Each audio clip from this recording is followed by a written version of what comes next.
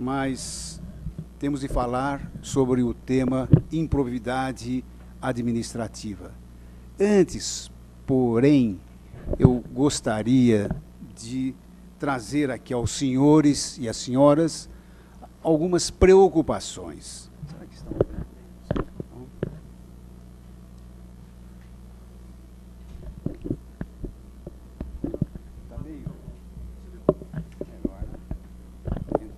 Estão ouvindo bem?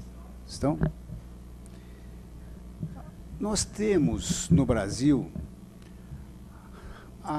os três poderes, como todos sabem, e há esta separação de poderes, a teoria clássica da separação dos poderes, o artigo 2º da Constituição Federal.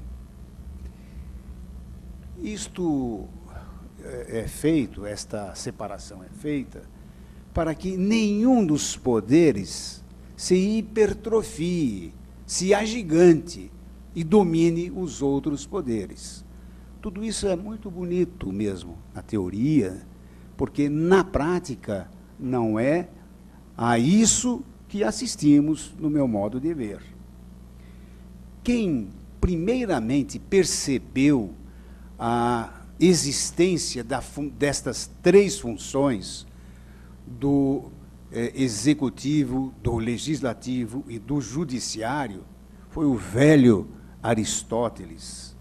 Depois Gravina, no século XV, Maquiavel, igualmente, e o Montesquieu, Charles-Louis de Secondat, Baron de la Brède e de Montesquieu. Montesquieu era um magistrado. Ele recebeu de um tio, de herança, esse título de magistrado. E ele conhecia muito bem a magistratura naquele contexto histórico. Mas Montesquieu não falava em três poderes. Montesquieu falava na existência de um poder legislativo e de um poder executivo. O judiciário, o juiz, nada mais era do que a boca da lei, a voz da lei. O juiz era, no sentir de Montesquieu, como ele preconizava, o juiz era como que um ser inanimado, proibido de interpretar a lei. E por isso é que, até hoje, na França, não existe um poder judiciário, não existe o judiciário como um poder independente e autônomo. O juiz na França é uma autoridade sob a proteção do presidente da República. O chefe do poder judiciário, o chefe do judiciário, que é um departamento do poder executivo, é o presidente da República, na terra de Montesquieu.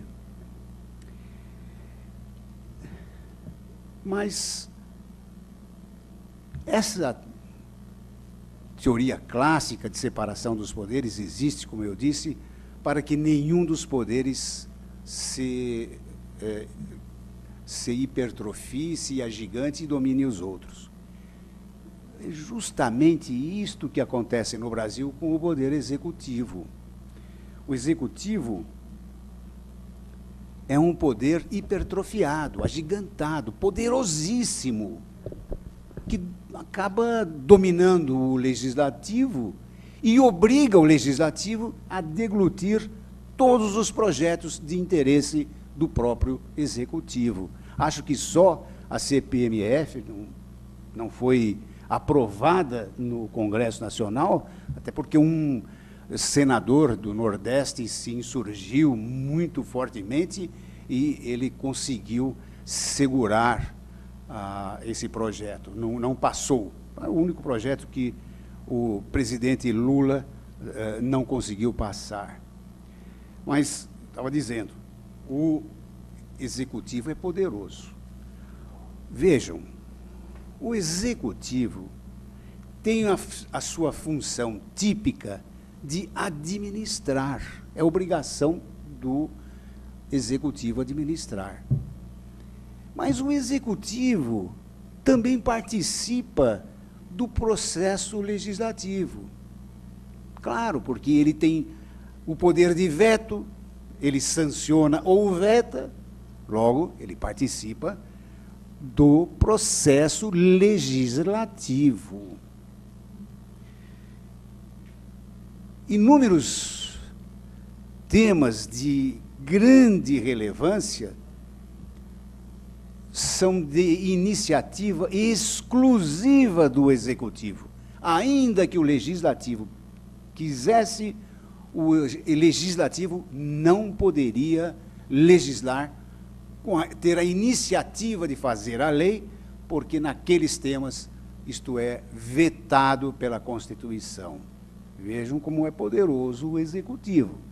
E o Executivo é ainda tão poderoso que edita, e como edita, medidas provisórias, a ponto de o operador do direito, o profissional do direito, ficar numa zona de Pantanal, porque não sabe bem onde está pisando. Mas, meus caros senhores, minhas caras senhoras, meus caros colegas, o poder executivo é tão poderoso que ele executa o orçamento. E aí não é tão difícil imaginar as barganhas que são feitas por causa disso. E também o Executivo dispõe de milhares de cargos em comissão, tudo a permitir as tais barganhas. Paulo Benevides, que é um grande constitucionalista cearense, diz que o Executivo é o culpado pela corrupção que graça em nível elevadíssimo no nosso país. Então, o Executivo, na sua função típica, administra. Numa função anômala, também participa da produção da lei, com veto ou sanção. Só falta julgar. E eu temo que realmente isso possa acontecer. E até vou explicar como. Imaginem a forma de seleção dos ministros do Supremo Tribunal Federal. São nomeados pelo Executivo, pelo Presidente da República. São indicados, primeiramente, pelo Presidente da República, são os candidatos submetidos a uma sabatina perante o Senado Federal, e, aprovado no Senado, o candidato é nomeado diretamente pelo Presidente da República. Esta sabatina no Senado Federal é algo para inglês ver. É uma coisa que não traz resultado algum, não tem eficácia alguma, muito diferentemente do que acontece nos Estados Unidos, porque lá nos Estados Unidos os candidatos, durante muito tempo, até meses, têm a sua vida toda investigada, criticada, vasculhada, até com certo exagero. E a sabatina é mesmo para valer, né? E aí o candidato é nomeado. Aqui não. Só em 2 oportunidades na história do Brasil é que o Senado Federal vetou 2 candidatos, por 2 vezes, então. E nós sabemos que a gratidão é até uma virtude humana. É bom que as pessoas sejam gratas, mas, de certa forma, fica estranha esta situação. Nós precisamos pensar como um verdadeiro enxadrista, pensar com 10 lances de antecedência para ver o que vai acontecer. Então, a nossa Constituição deveria prever que um ministro possa ser grato a um presidente da República e possa, de certa forma, ficar vinculado ao presidente. Houve, em certa ocasião, até no Supremo, uma espécie de bancada federal, bancada da presidência da República. Isto soa estranho, né? Não que as pessoas ajam sem lisura, mas existe esta espécie de vinculação, e o ideal seria que não existisse. O juiz suspeito, por exemplo. A lei não quer que haja a mínima desconfiança do juiz. Se ele tem uma vinculação com a parte, se ele não tem isenção para julgar, a lei quer que o juiz seja afastado. E assim que deveria ser também nas nomeações para o cargo de ministro do Supremo Tribunal e de outros tribunais. Não é assim. Bom, existe então esta vinculação. Existe a súmula vinculante. Criaram a súmula vinculante. Criaram porque é uma forma de desafogar o Supremo Tribunal Federal. Não sei se isto é uma forma de justiça, mas é para aliviar o movimento, né, dos processos no Supremo Tribunal. Agora, imaginem a seguinte situação. Inúmeras vezes há uma coincidência, uma convergência de interesses do governo federal e dos grandes conglomerados econômico-financeiros. O governo federal, porque ele precisa de investimentos. E para que venham os investimentos de fora para o Brasil, os grandes empresários, esses grandes conglomerados, precisam de um judiciário, entre aspas, domesticado. Um judiciário que seja previsível, que vá com toda a certeza dizer pacta sunt servanda. Os contratos celebrados entre as empresas brasileiras e o Banco Mundial, o FMI, etc., o mercado, em suma, internacional, estes contratos têm de ser cumpridos, mesmo à custa da quebra das empresas brasileiras. Então, o governo federal precisa dos investimentos. O poder econômico precisa de um judiciário domesticado e que diga sim, o contrato tem de ser cumprido. Não é? E aí não custa muito que um Supremo, não estou dizendo de um Supremo aqui objetivo, mas num futuro que nós não sabemos, não é? Pode acontecer que este Supremo abstrato venha a editar uma súmula vinculante contra, por exemplo, os interesses do consumidor. E aí toda a magistratura fica vinculada à decisão do Supremo.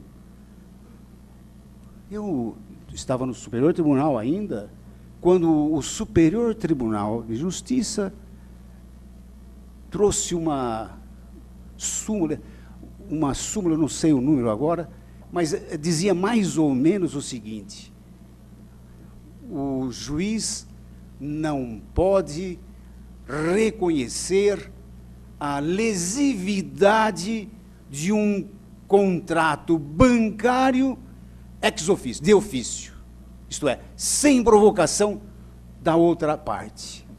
Quer dizer, o juiz pode ver lá na sua frente, estampada, uma lesividade a um contrato bancário, mas se a parte não tiver um advogado tarimbado que alegue, o juiz não pode, de ofício, falar isso aqui é uma lesão grave ao direito de um hipossuficiente. Não é? Quer dizer, E isso o Superior Tribunal baixou não faz um ano e pouco. Por quê? Porque há sempre pressões de ordem econômica. Aliás, Inácio Ramonet, no seu livro A Tirania das Comunicações, diz o seguinte: quem manda no mundo, em primeiro lugar, é o poder econômico. Em segundo lugar, vem a mídia. E só em terceiro lugar é que vem o poder político. E eu acho que ele tem mesmo muita razão. Então, esta situação de seleção de ministros, de gratidão, que é uma coisa nobre, de súmula vinculante, um modo de se fazer justiça que eu realmente temo e muito, tudo isto me traz esta preocupação de que o judiciário ainda acabe sendo só um departamento do poder executivo, porque, como eu disse, o executivo pode julgar, e pior, julgar pela boca do Supremo.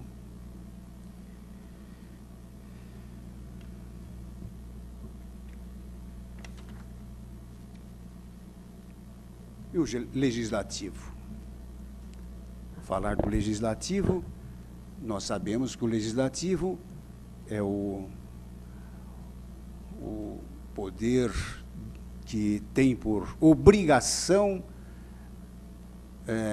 editar leis para que haja a paz social. Esta é a razão da lei. A lei é algo que contraria a ordem natural das coisas. A lei contraria a questão até do ser humano, porque o ser humano precisa do livre-arbítrio. Ele nasceu com o livre-arbítrio, mas é da natureza humana o livre-arbítrio. Mas é preciso controlar o livre-arbítrio para que haja paz social. Então, a lei vem coartar este livre-arbítrio e, então, impõe um comportamento às pessoas exatamente para que haja a paz social. Na verdade, o legislador deveria fazer leis, produzir leis, fabricar leis neutras, leis imparciais, leis gerais. E é isso que ele faz? O legislador legisla para o bem comum de todos ou de um segmento só da sociedade, segmento mais próximo a ele, legislador? Olha, o meu modo de sentir é exatamente isso que acontece. O legislador deveria produzir uma lei neutra, uma lei imparcial, uma lei para o bem comum, mas ele cede às corporações, cede a oligarquias e acaba produzindo uma lei parcial. O legislador é atento e ágil quando lhe interessa. Quantas vezes vemos dormir décadas um projeto de lei sem que ele saia do papel, sem que ele se transforme em lei. Então, o legislador acaba legislando para certos segmentos da sociedade. Ele deveria fazer uma lei imparcial, mas ele faz uma lei parcial. E o juiz? Como é que o juiz tem de agir? Mas o juiz não é o órgão imparcial inter partes. Não é a obrigação do juiz cumprir a lei? Pois bem, se o juiz for, como queria Montesquieu, o cego cumpridor da lei, o escravo da lei, a voz da lei, a boca da lei, ele vai cumprir a lei parcial.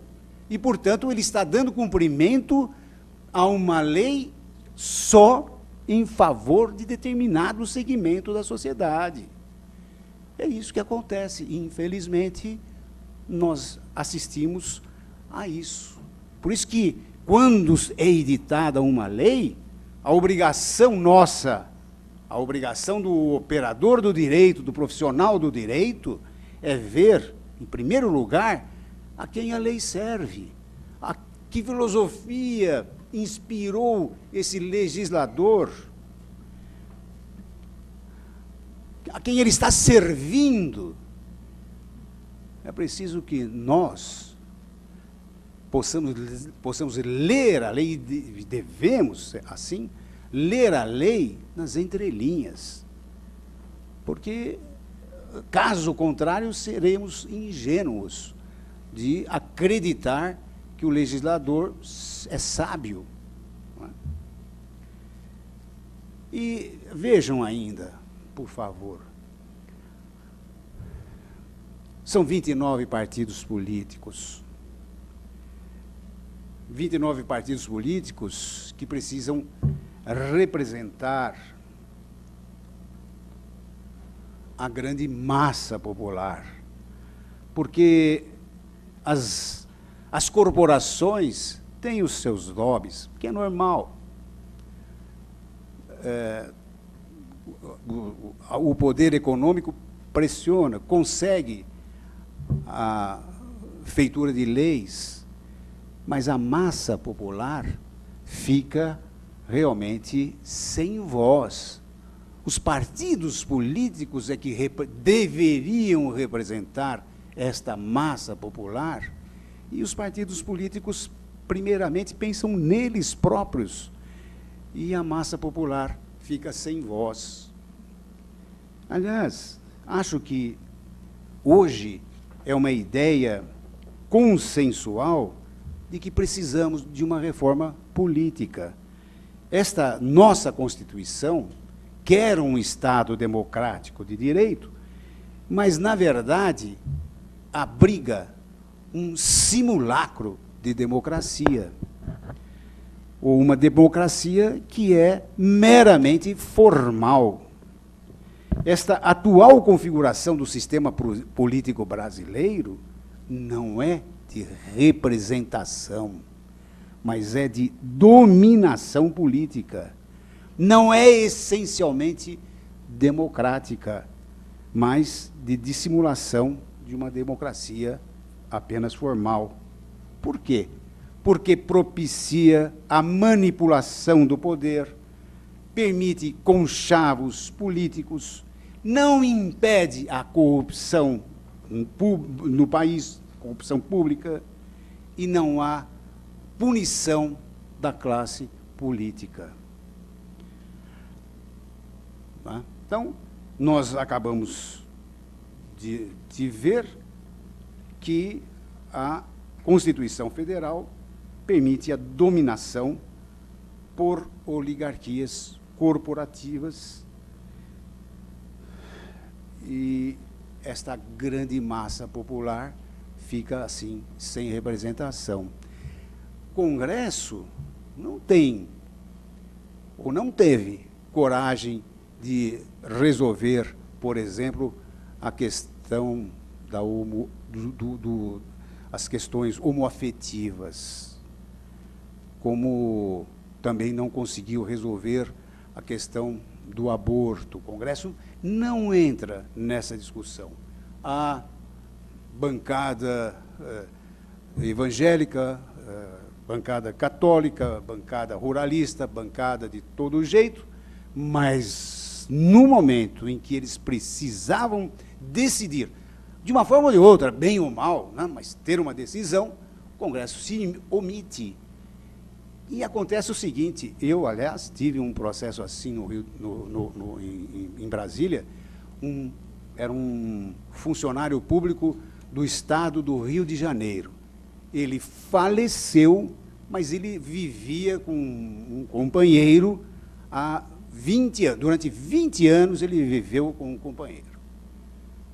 Faleceu, e esse companheiro postulou o recebimento de pensão da Previdência, né, Social. Era caso de dar, conceder ou não conceder? O Estatuto dos Funcionários Públicos do Rio de Janeiro não previa, como o Estatuto dos Funcionários Públicos de São Paulo também não previa esta pensão. Então, era muito fácil resolver. Ora, não existe lei determinando o pagamento de pensão, julga improcedente a ação e ponto final, não é? Mas isso é um modo de se fazer justiça? Vira-se as costas para o problema e não o resolve? Não temos uma Constituição que diz que todos são iguais perante a lei? Não é? A diferença de sexo é assim tão fundamental que possa impedir que uma pessoa que viveu durante 20 anos com outra não receba essa pensão? Seria muito fácil julgar improcedente. Mas eu propus, e a turma julgadora toda, por unanimidade, entendeu que a pensão era devida. O problema do juiz é esse. O processo chega para ele. Ele tem que resolver. O Supremo teve que resolver, porque o processo está lá. Como é que ele vai fazer? Vira as costas, joga tudo para fora, todos os princípios da Constituição não me interessam? Eu acho que é difícil. Eu ficaria, sinceramente, com um problema de consciência se eu não resolvesse esta questão que me foi posta. Eu não pedi para o processo vir para mim, mas ele veio. Tenho que resolver. É um dilema, porque não existe lei. Mas já que não existe lei, por que não aplico a Constituição? Acho que é assim que se deve fazer. Aí critica-se o ativismo do Supremo. E mais, não é?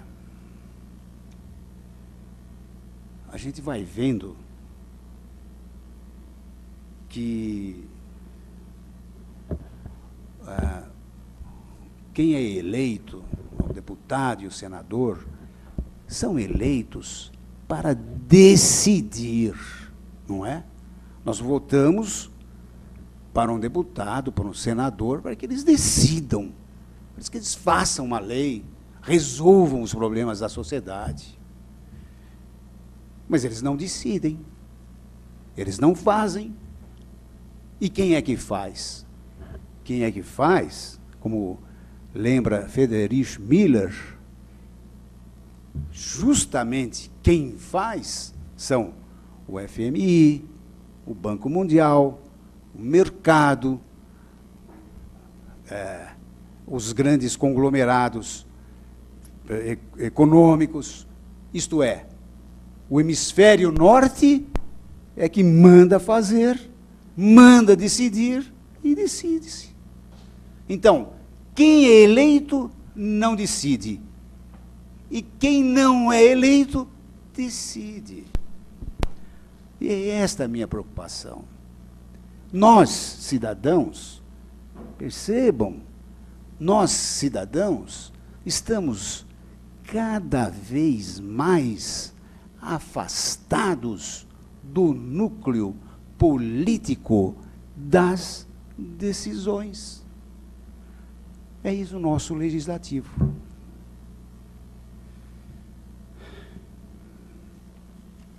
O judiciário também merece também as suas críticas, né?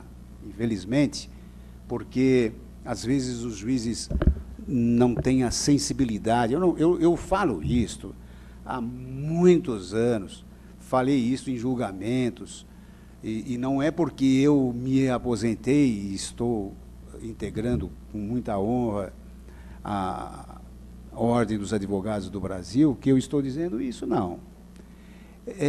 Realmente, às vezes o juiz não compreende nem a gravidade da sua função, nem a relevância da sua função. Porque, por exemplo, ele pode pegar um processo penal, abrir o processo, vai da sentença para trás, no caso do juiz de segundo grau, e ele decide sem ver todo o processo. Quando eu abria um processo de natureza criminal, eu já abria desde a primeira página, desde a denúncia, e logo o boletim de ocorrência, e já ia verificando o que aconteceu no processo e vendo se não havia nulidades. Porque nós não podemos pensar que o juiz é um vingador. O juiz é um garantista. Por que existe o direito penal? Para a nossa segurança. Porque, de repente, vem alguém e fala, você é um criminoso, você pichou um muro, você tem 10 anos, ou 3 anos, ou 5 anos de cadeia. É preciso que tudo esteja previsto antes, com anterioridade, por escrito. Não é? Por isso existe o direito penal. E o processo penal, igualmente, por que existe o processo penal? É a garantia do indivíduo. Então, quando um juiz abre um processo, um caderno penal, ele tem a obrigação de ir vendo o que tem lá dentro em favor do réu. Se não tiver jeito, ele vai condenar mesmo. No meu modo de pensar, doutor, é assim que se deve agir. Mas há esta falta de sensibilidade. E até há uma ideia do padre Vieira, Antônio Vieira, que ele diz mais ou menos o seguinte, que ele prefere o julgamento de Deus, porque Deus julga com o entendimento, e o homem julga com a vontade. E aí ele completa, quem julga com entendimento, se entende bem, julga bem, se entende mal, julga mal. Mas quem julga com a vontade, e o homem julga com a vontade, quem julga com a vontade, ou queira bem, ou queira mal, julga mal. O juiz não pode julgar com a vontade. O juiz tem que examinar o processo e julgar tecnicamente. Não pode colocar a sua vontade na sua sentença. Ele não pode ter vontade. Ele não pode ter vontade de absolver. Ele não pode ter vontade de condenar.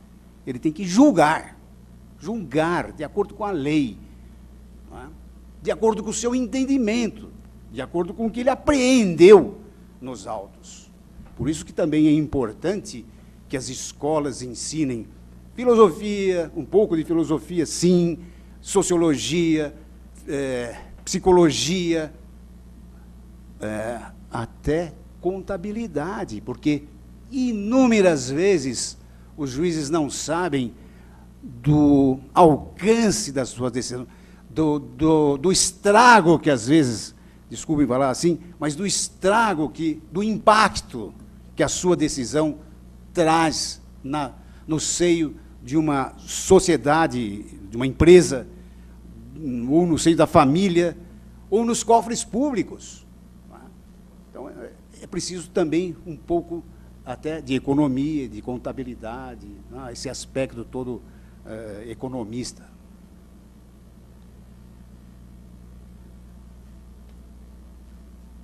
E outra preocupação que eu tenho é com a terceirização do Poder Judiciário, porque eu vi isto lá no Superior Tribunal, em cada gabinete há mais ou menos 25 funcionários, sendo 6 assessores mesmo, gente altamente competente, sabem muito direito, ajudam muito os ministros, há mais os analistas e outros funcionários. Em suma, cada gabinete tem aproximadamente 25 auxiliares, 25 componentes. Isso não é uma forma de terceirização? Como é possível um ministro do Supremo Tribunal julgar 10 mil feitos. Agora melhorou um pouquinho com essa questão aí esses óbices que foram criados, mas mesmo assim é muito serviço, e é verdadeiramente impossível para um ministro decidir 10 mil processos num ano. Eu recebia no Superior Tribunal, por dia, 25 habeas corpus, com pedido de liminar. Uma vez recebi precisava dar uma liminar, tinha 2.000 folhas, e eu precisava de um documento que estava nos autos. Eu abri o computador, aquilo vai lentamente, página por página, abrindo. Fiquei desesperado, porque perdia um tempo enorme. Mas ou eu encontrava aquilo, ou não podia decidir. Então, vejam, são 25 habeas corpus por dia para cada ministro da sessão, da quinta e da sexta sessão.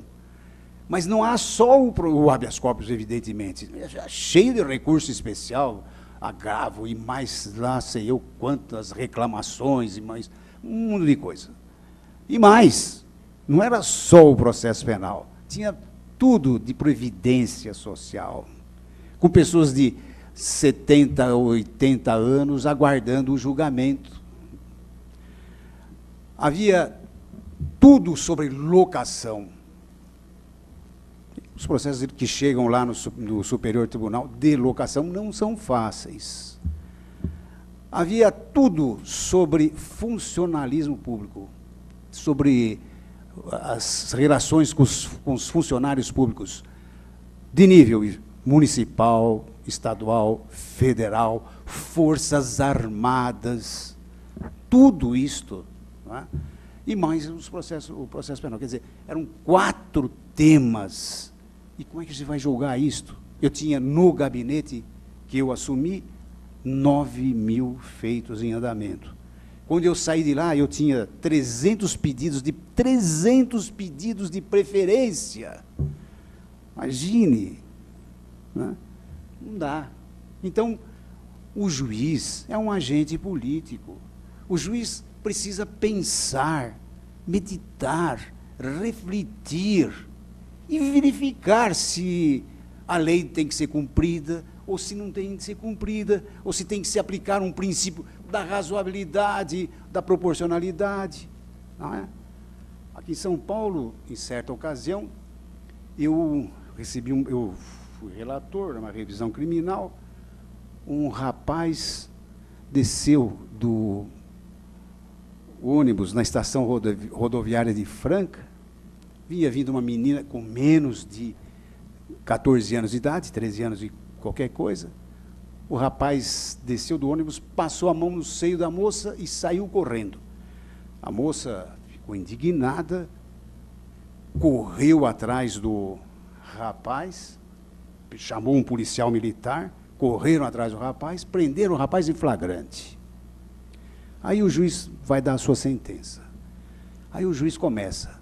Bom, ele tem uma condenação anterior por furto de pequeno valor, por isso ele fora condenado à pena de multa, mas não é mais primário, já é reincidente. Aí, então, tem que aplicar. Aí ele já partiu, ele aumentou de 1 ano, é reincidente, em vez de 6 anos de reclusão, 7 anos de reclusão. Como a menina era menor de 14 anos, ele aplicou o artigo 9º da Lei de Crimes Hediondos. Tem de aplicar metade da base, tem que aumentar a pena de metade da base. Metade de 7, 3 anos e 6 meses. 3 anos e 6 meses mais 7, 10 anos e 6 meses. Naquela ocasião, o Código Penal ainda dizia o seguinte: agente casado que pratique ato de natureza sexual, 1/4 a mais de pena. O rapaz tinha o azar de ser casado. Mais 1/4, 11 anos e 8 meses de reclusão. Porque ele passou, acho que em 10 segundos, se tanto, ele passou a mão nos seios da moça. Bom, eu, relator, fui lá com o meu voto, propunha uma desclassificação para a contravenção do artigo 61. A importunação, tal, oi? Importunação ofensiva, artigo 61. E rua, né? Claro. 9-1. 9-1. Perdi de 9-1. Eu não me importo de perder, não tenho vaidade alguma. Se eu tivesse que mudar meu voto, eu mudava. Mudei muitas vezes para favorecer o réu. Me convenceram de que o réu tinha razão. Mas eu fiquei extremamente aborrecido. Não por mim, mas porque o rapaz ia ficar 11 anos e 8 meses preso por uma coisa desse tipo, que me parecia desproporcional. Até fui para o meu gabinete, e aí, sabe, às vezes um colega vem visitar a gente, e me veio visitar um colega extremamente inteligente, extremamente preparado e bravo. Aí ele estranhou, ele me viu com um ar preocupado. Ele falou: Limonge, você está estranho hoje? O que você tem?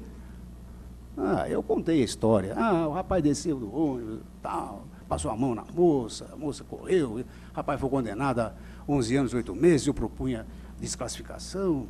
Ah, é? Ah, pois olhe, se isto acontecesse com a minha filha, eu matava esse sujeito. Eu vou, opa, então tá bom, vamos deixar como está, tá bom demais, pelo menos está vivo. Ah? Então, vejam, é assim, um outro caso também de natureza sexual, um rapazinho de 19 anos manteve relações sexuais com a sua namoradinha de 13 anos e 8 meses. 13 anos e 8 meses. A mãe ficou sabendo, foi para a polícia, instaurou-se o inquérito policial e ela separou o casal, deixou a menina na casa da avó, né? E aí o rapaz foi processado e condenado a 6 anos de reclusão. E a moça ainda falava: mas eu gosto dele, eu saí com ele porque eu quis sair com ele. Mas o Código Penal tem aquela bendita presunção de violência, né? Um código que é mais velho do que eu, né? E olha que eu não pago, eu pago meia entrada já há muito tempo no cinema, shows, teatro, né? E fico indignado porque nunca ninguém me pede o documento. Uma vez eu fui comprar ingresso num teatro, não tinha ninguém atrás de mim, não tinha fila, nada. Aí eu fui comprar o ingresso, a moça me pediu, dei o dinheiro, a moça me pediu o documento. Eu passei o documento por baixo daquele vidro grosso, tal.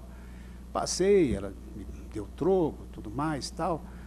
Deu o bilhete. Aí eu brinquei com ela e falei: olha, você me deixou muito feliz. A moça não entendeu por quê. Ué, eu expliquei: não, você me pediu o documento, estou felicíssimo. Aí ela deu risada, tal. Depois ela completou: mas são ordens da diretoria. Não tinha jeito, não tem jeito. Mas o rapaz acabou condenado a 6 anos de reclusão. E é interessante que a mãe da moça separou o casal por 7 meses. E aí eles voltaram a namorar, e aí eles podiam praticar atos que eles bem entendessem, que não tinha problema algum, porque ele já tinha 14 anos. Né? Então, é uma coisa paradoxal, estranha, esquisita. Eu absolvia, meu voto absolvia, consegui que mais 4 colegas me acompanhassem, mas o último voto, que poderia dar 5-5, e em favor do réu Rua, deu 6, voltou contra. Então, em vez de 5-5, deu 6-4, e ele continuou preso. Né? Preso em regime integralmente fechado, que era assim antes. Né? Então, o que eu quero dizer é que o juiz precisa pensar nos princípios da razoabilidade e da proporcionalidade. Isto já tem a ver com a nossa matéria de improbidade administrativa. Julguei um caso também no Superior Tribunal de um policial que, depois de 28 anos de serviço público, com 53 anos de idade, foi demitido a bem do serviço público.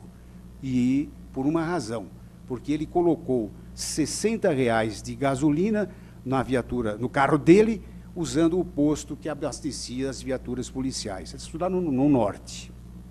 E ele passava realmente por uma crise financeira em decorrência do câncer que a mãe dele sofria naquela ocasião. Ora, você coloca na rua um homem com 53 anos de idade, 28 anos de contribuição para a Previdência. E quem é que vai dar emprego com esse homem? Não é? Não é um exagero. Eu pensei assim, e a turma até por unanimidade acompanhou. Eu apliquei o princípio da razoabilidade. E vou dizer desde já, a respeito da improbidade administrativa, eu fico preocupadíssimo, porque no direito penal, no direito administrativo, no direito civil, não pode ter, no direito penal, crime sem lesividade. Não pode ter, no direito administrativo, uma sanção sem lesividade. Não é porque a lei diz que aquilo é ato de improbidade que o juiz esteja obrigado a aplicar a pena. É verdade que o artigo 21, 2 da lei de improbidade, é verdade que ela diz isto, independentemente de prejuízo, aplicam-se as penas. Está lá escrito na lei. O promotor pode até ficar num dilema, reconheço, um dilema, porque a lei diz que ato de improbidade, ele é obrigado a ajuizar uma ação civil por improbidade administrativa. Mas o promotor precisa ter sensibilidade, o operador do direito precisa ter sensibilidade. Como é que nós vamos condenar um prefeito, como eu vi, que tinha, num concurso público para ingresso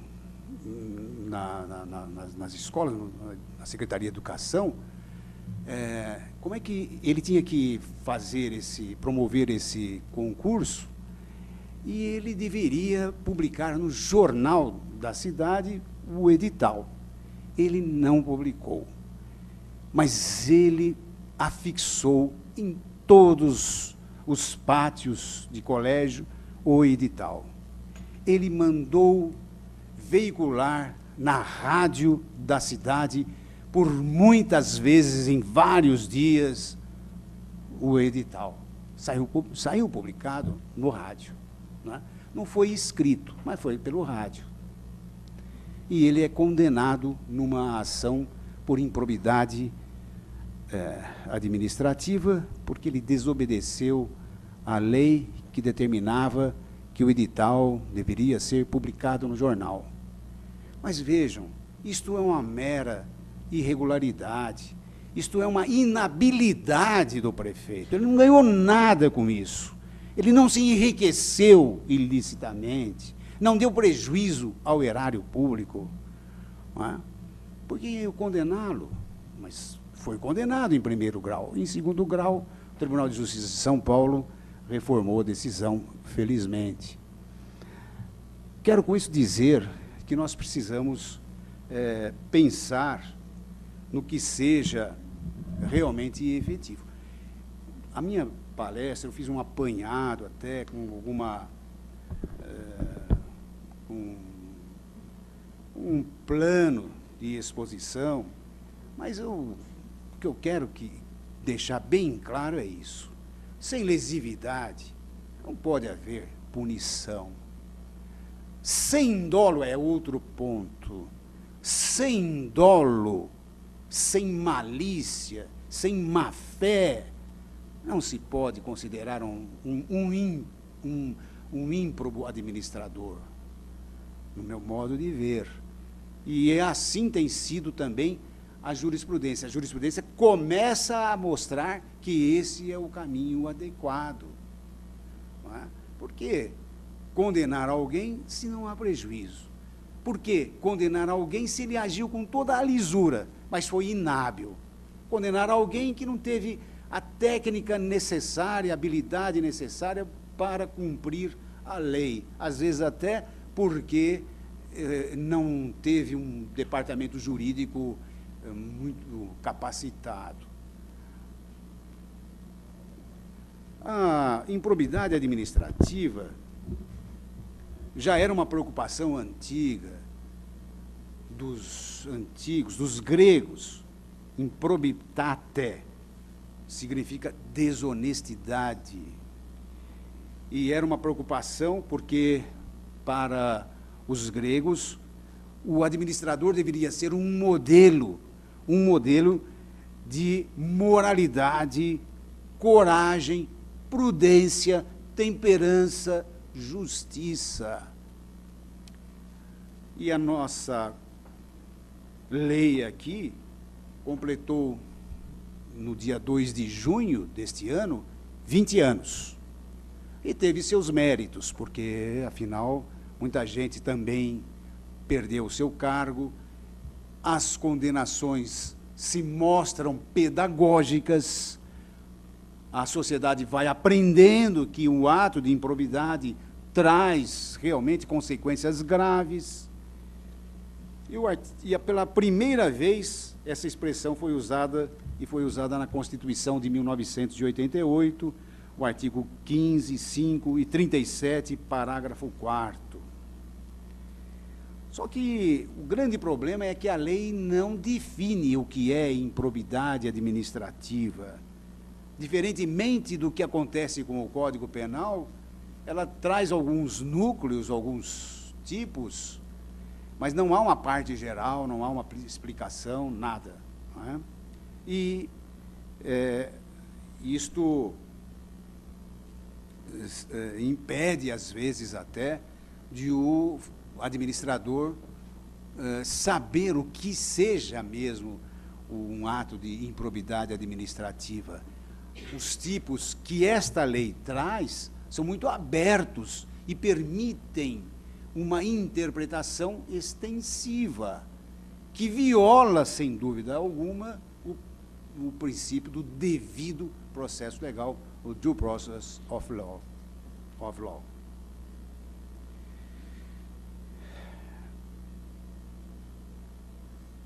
Nós não podemos pensar que esta lei seja um cheque em branco.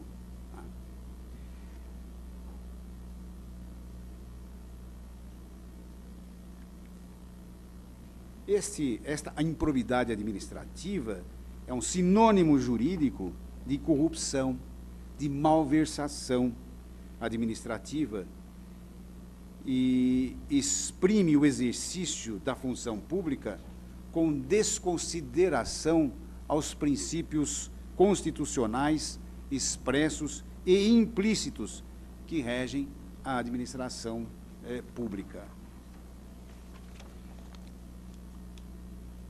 Na verdade, significa deslealdade à administração. São atos de deslealdade à administração.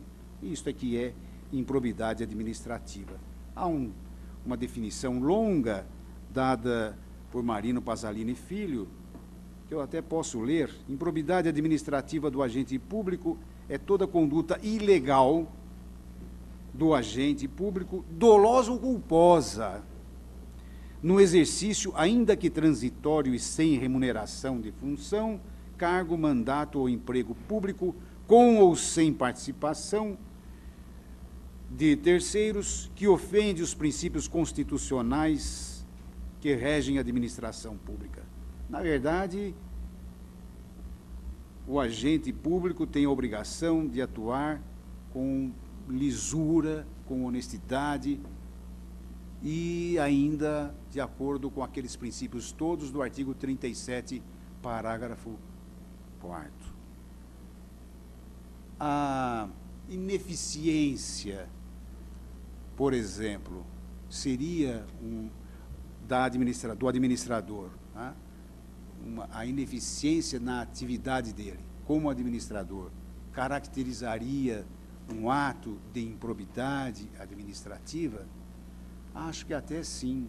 Parece que um administrador que se mostra absolutamente ineficiente viola um princípio, né, que está no artigo 37. Eu acho que realmente é possível considerá-lo um ímprobo administrador. Mas ele está agindo possivelmente com culpa, não com dolo, porque se for com dolo, não há dúvida de que ele é um ímprobo administrador. A culpa é uma coisa que me preocupa, porque como é que a gente vai dizer que uma pessoa que agiu com culpa em sentido estrito, stricto sensu, como é que a gente vai dizer que essa pessoa é um ímprobo administrador? Ele não teve intenção. E sem intenção, sem a intenção não há imoralidade. Agiu com culpa, acho que ele tem até que realmente ressarcir o erário se ele deu causa, por culpa, a um prejuízo ao erário. Isso, então, ele ressarce. Mas condená-lo à perda de função, e multa, indenização e tudo mais que o promotor pede, eu acho que é um exagero. Por isso é que eu insisto, no meu ponto aqui, nessa minha palestra, o que eu queria ressaltar, a questão da lesividade, da existência de dolo e da existência de prejuízo ao erário, esta imoralidade que pode acontecer. Isto são os 3 pontos básicos que eu reconheço atos de improbidade administrativa. Fora disso, não. Fora da lesividade, não. Eu julguei um caso, também no Superior Tribunal, em que um indivíduo saiu de motocicleta com uma espingarda desmontada e ele trazia consigo petrechos de caça. Então ele saiu de casa não para matar alguém, não para matar uma pessoa, mas para caçar. Os policiais militares que o prenderam disseram que ele saiu, que foram apreendidos com ele petrechos de caça. E ele foi condenado. E o processo chegou lá no Superior Tribunal. Um relator mantinha a condenação. E aí eu pedi vista e eu trouxe um voto dizendo exatamente isso.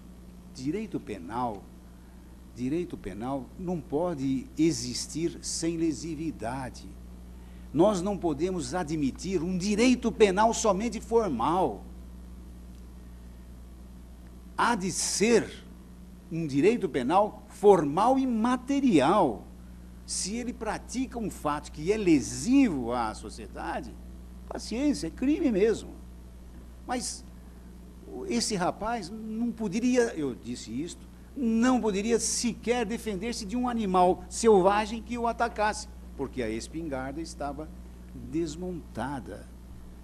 É por isso que eu insisto que nós precisamos aplicar os princípios constitucionais de razoabilidade e proporcionalidade, que os advogados agora começam a trazer para a argumentação. E a gente tem esse princípio na nossa Constituição desde 1988, que foi uma importação do direito anglo-americano, que já existe nos Estados Unidos há mais de 200 anos. Trouxemos agora. Então, nós temos 3 categorias de atos de improbidade administrativos estabelecidos pela lei de improbidade. A improbidade por enriquecimento ilícito, o outro caso, por prejuízo ao erário, e outro, violação aos princípios da administração pública. Por isso, a ineficiência também estaria enquadrada aqui. O artigo 12 combina sanções políticas, civis e administrativas, não penais. Os sujeitos passivos dos atos de improbidade, de modo geral, são os órgãos ou entidades que podem ser vítimas de improbidade administrativa praticada por agentes públicos, servidores e empregados que integram seu quadro pessoal. Os sujeitos ativos são os agentes políticos, os agentes autônomos, os servidores públicos, os particulares em colaboração com o poder público. Estes agentes políticos integram o arcabouço constitucional do Estado.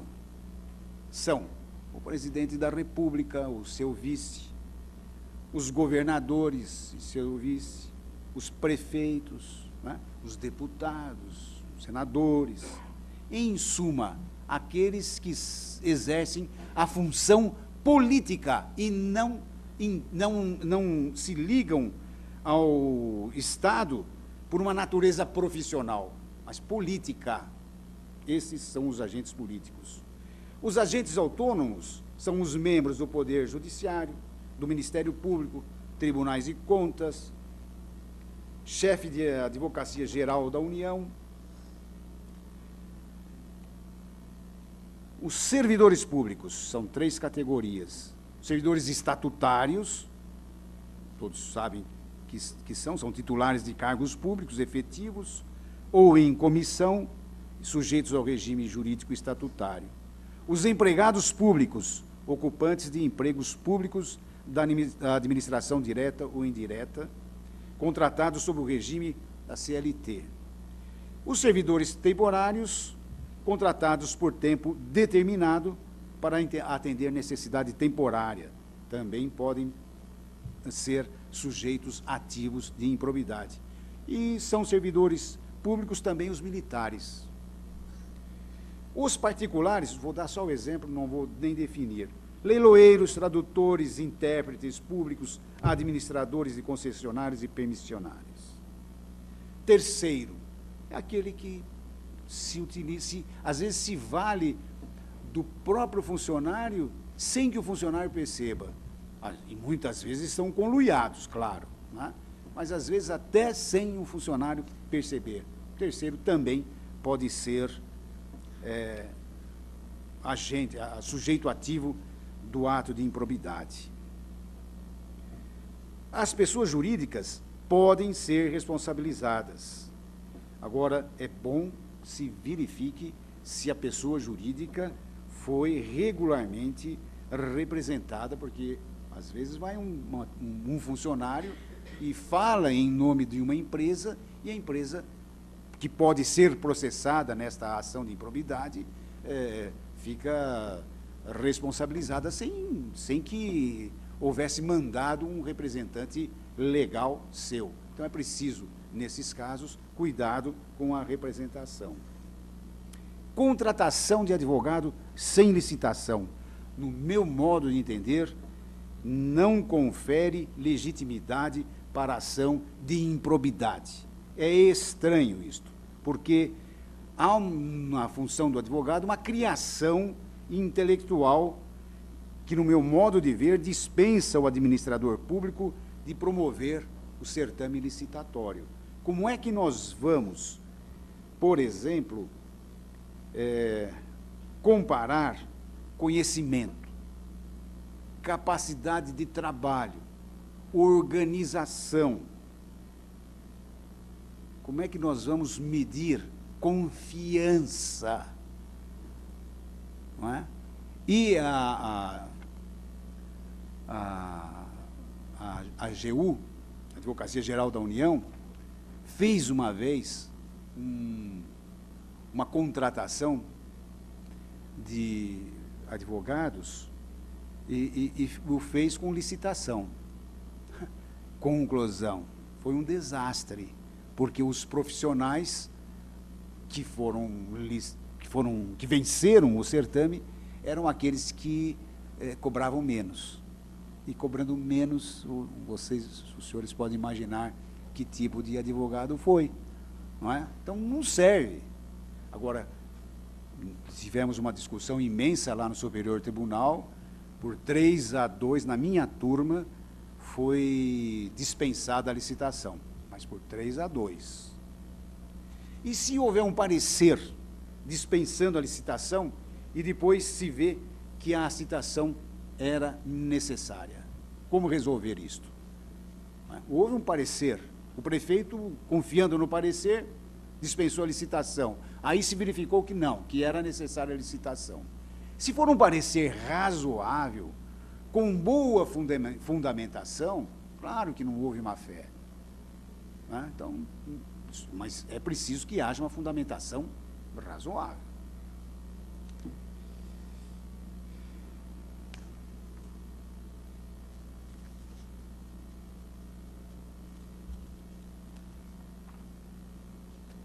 Em suma, equívocos meramente formais não são improbidade. O Alexandre de Moraes, Maria Silvia de Pietro, entende que a lei não pune meras irregularidades, mas sim a conduta imoral e ilegal. É preciso que o administrador vise auferir vantagens.